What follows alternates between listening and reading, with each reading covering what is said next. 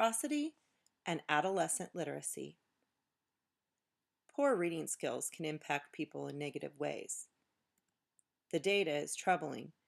When 2/3 of 8th graders are not achieving reading proficiency, that's a problem. Reading fluency is important at all grade levels. Fluency affects comprehension, and prosody, or reading with expression, delivers meaning in a special way. Prosody does not always mean oral prosody. It means understanding the emotions in the text and being able to hear it in your head. Rigorous demands of the Common Core make it more important than ever that we utilize every tool at our disposal to support our adolescent readers. Prosody is reading with appropriate tempo, rhythm, and expression, both out loud and silently in our heads.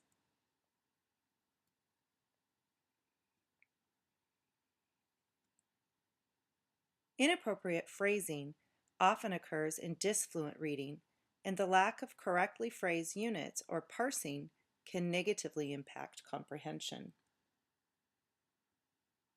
It makes sense, then, that prosodic readers are better able to comprehend text than their non-prosodic peers.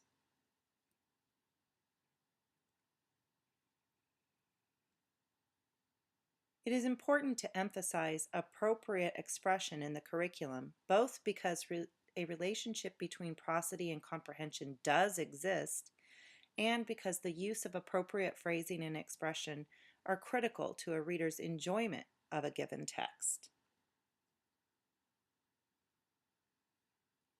Teachers must act as models of prosodic readers regularly and at all grade levels.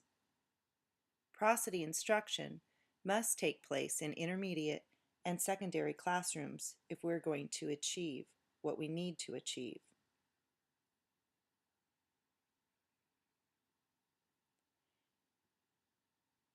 Materials that lend themselves to prosodic reading must be used.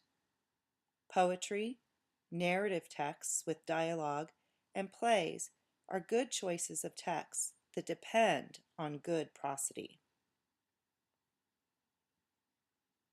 Students must have ample opportunities to practice prosodic reading. Partner reading and reading performances are only two of the many ways students can be encouraged to develop their prosody. Prosody and adolescent literacy. It is important.